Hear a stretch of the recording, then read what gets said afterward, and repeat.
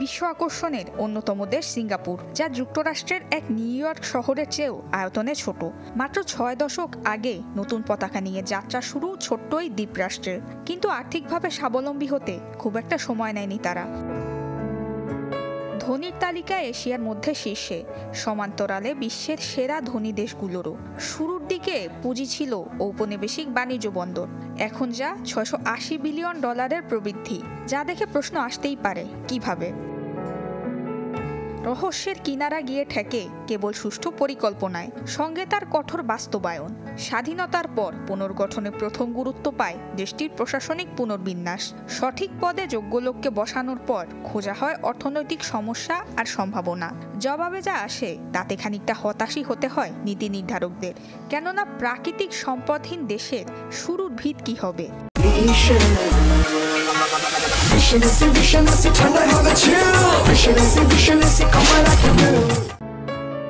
মেলে সমাধানও। উঠে আসে ভৌগোলিক অবস্থানের গুরুত্ব, কেননা ভারত সাগর, চীন সাগর এবং মালাক্কা প্রণালীর ঠিক মাঝেই সিঙ্গাপুর। তাই নীল অর্থনীতির সুযোগকে কাজে লাগাতে শুরু হয় দীর্ঘমেয়াদী পরিকল্পনা।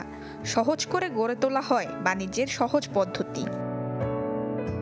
নতুন যাত্রার এই শুরুটা 80-র দশকে, যাতে গুরুত্বপূর্ণ অবদান সেই সময়ের প্রেসিডেন্ট লি সিয়েন লুংয়ের। প্রশাসনিক, অর্থনৈতিক ও আইনগত স্বচ্ছ ব্যবস্থার প্রবর্তন করেন তিনি। শিথিল করা হয় বাণিজ্যের নানা জটিলতা। বিশেষ ক্ষেত্রে বাণিজ্যিক কর হার ছাড় দিয়ে 17 থেকে নামিয়ে আনা হয় 13-তে, যাতে আসতে থাকে বিদেশি বহুজাতিক কোম্পানিগুলো, যার সংখ্যা এখন প্রায় 4500।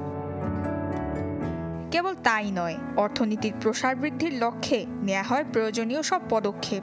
বাড়ানো হয়েছে আবাসনের মান, তৈরি হয়েছে ক্যাসিনো, বার এবং পার্ক। অন্যদিকে পর্যটন কেন্দ্র হিসেবেও নিজেদের বিকশিত করেছে তারা, যে সুযোগগুলো লুফে নিয়েছে পার্শ্ববর্তী দেশ চীন এবং ভারতে তৈরি হওয়া নব্য ধনীরা। নিজেদের প্রাকৃতিক সম্পদ না থাকা সত্ত্বেও বিশ্ব বাণিজ্যের কেন্দ্র হিসেবে গড়ে তোলার অনন্য উদাহরণ এই সিঙ্গাপুর। নুসরাত মৌমি, চ্যানেল 24।